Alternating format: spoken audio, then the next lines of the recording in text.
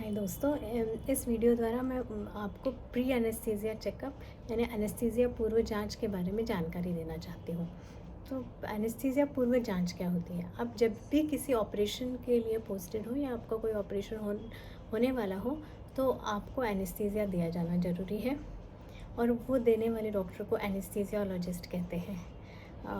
जब भी आपका ऑपरेशन तय हो तब आपको एनेस्थीसियोलॉजिस्ट से मिलना होगा और आपको जो भी दवाइयाँ चल रही हैं, आपको ब्लड प्रेशर की दवा हो या आप डायबिटीज़ हो या कभी हार्ट डिसीज़ का कुछ हार्ट डिसीज़ की दवाइयाँ चल रही हो या आपको अस्थमा हो, तो ये सारी दवाइयों के बारे में सही जानकारी और उचित जानकारी आपको अपने एनेस्थीसियोलॉजिस्ट को देना ज़रूरी है।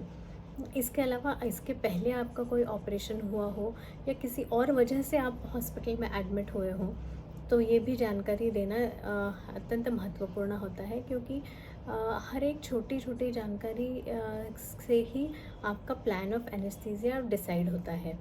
आपको चाहे वो जानकारी इतनी महत्वपूर्ण ना लगे, पर वो एनेस्थीसिया की को ध्यान में रखते हुए शायद ज़रूरी हो और शायद बहुत महत्वपूर्ण हो। तो आप किसी मान लो एक दिन के लिए भी कभी एडमिट हुए हो या कोई छोटा सा भी ऑपरेशन हुआ हो या कोई भी दवाइयाँ आपको चल रही हो, चाहे वो एक आध महीने से चल रही हो या सालों से चल रही हो, आपको उनके बारे में एनेस्थेटिस्ट को बताना बहुत ज़रूरी है। इसके अलावा आपको किसी दवाई की एलर्जी कभी हुई हो, कभी किसी इंजेक्शन से रिएक्शन हुआ हो या कोई खाने की चीज़ की एलर्जी हो, इसके बारे में भी बताना बहुत ज़रूरी है। इसके अलावा कभी इसके पहले एनेस्थीसिया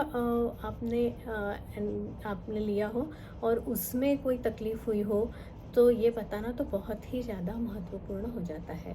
तो आपकी पुरानी सारी फाइल्स आपको संभाल के रखना ज़रूरी है और जब भी आप एनेस्थीसिया के लिए चेकअप प्री एनेस्थीसिया चेकअप के लिए एनेस्थीसियोलॉजिस्ट से मिलते हैं, तो आप सारी पुरानी फाइल्स उनको दिखाना ना भूलें। हो सकता है कि हर छोटी सी इन्फॉर्मेशन उनके लिए बहुत महत्वपूर्ण हो और प्लान ऑफ एनेस्थीसिया पूरी तरह से चेंज हो जाए।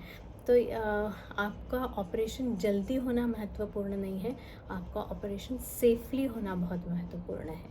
धन्यवाद।